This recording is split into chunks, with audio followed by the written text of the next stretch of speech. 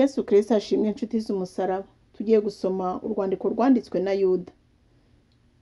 Yuda imbata ya Yesu Kristo kandi mwene se wa Yakobo, ndabandikiye mwebwe abahamagawe bakundwa kuko muri mu Mana Data wa twese, mukarindirwa Yesu Kristo. Imbabazi n'amahoro n'urukundo bigwire murimo. Imbuzi zo kwirinda abatubaha Imana n'abigisha b'ibinyoma. Bakundwa, ubwo nagiraga umwete wo kubandikira iby'agakiza dusangiye, niyumvisemo ko mpaswe no kubahugura, kugira ngo mushishikarire kurwanira ibyo kwizera abera bahawe rimwe, bakazageza iteka ryose. Kuko hariho bamwe baseseye muri mwe rwihishwa, bagenewe kera gucirwaho iteka.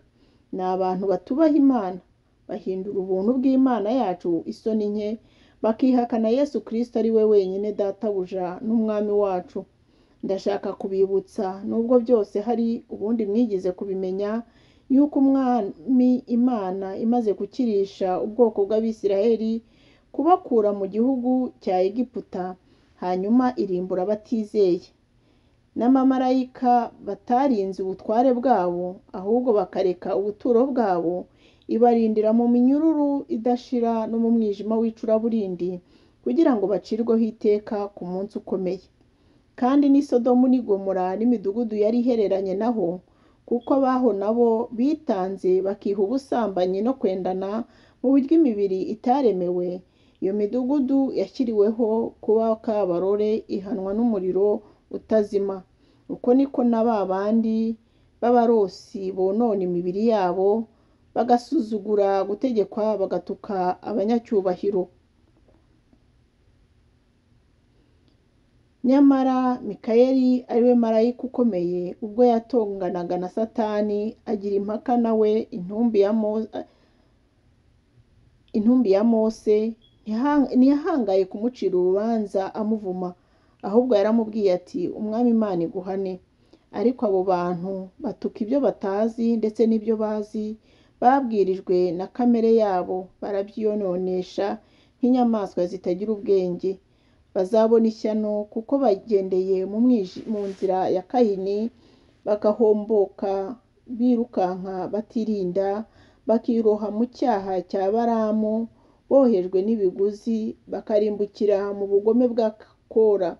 Abo ni ntaza mu isangira ryanyu ryo gukundana, bagisangira namwe ibyiza, bigaburira badatinya. Ni ibicu bitagira amazi, bijyanwa hose n'umuyaga. Ni ibiti bikokotse bidafite imbuto, byapfuye hakiri kabiri, byaranduwe. Ni umuraba wo mu nyanja ushega, babira ifuro ari ry'ibiteye isoni byabo.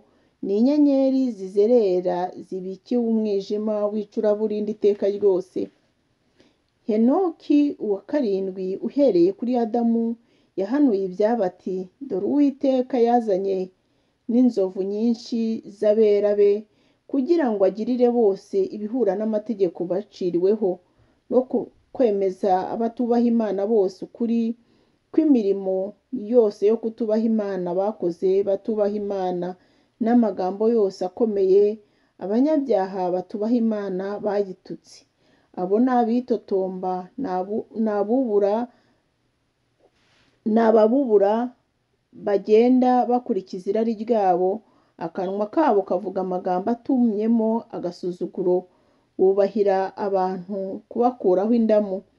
Ariko mwebweho bakundwa, mwibuke amagambo yavuzwe kera n'intumwa z'umwami wacu Yesu Kristo, uko zababwiye ziti, mu gihe cy'imperuka hazabaho abakobanyi bagenda bakurikiza kwifuza kwabo kunyuranye n'iby'Imana.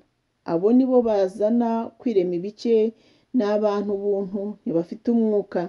Ariko twebweho bakundwa, mwiyubake ku byo kwizera byera cyane, musengere mu mwuka wera, mwikomereze mu rukundo rw'Imana, mutegereze imbabazi z'umwami wacu Yesu Kristo zisohoza ku bugingo buhoraho. Ababagisha impaka mubagirire impuhwe, abandi mubakirishe ubwoba, mubahubuje mu muriro. mwanga ndetse n'umwenda utewe ibizinga n'umubiri. Nuko ibasha kubarinda ngo mudasitara no kubahagarika imbere y'ubwiza bwayo mudafite inenge, ahubwo mwishimye bihebuje, ariyo Mana imwe yonyine n'Umukiza wacu wadukirishije Yesu Kristo umwami wacu, icyubahiro n'ubushobozi no kuganza n'ubutware bibi byayo, uhereye kera kose ukageza na none n'iteka ryose. Amen. Imana ibahe umugisha. Tuzakomeza dusoma ibyahishuwe.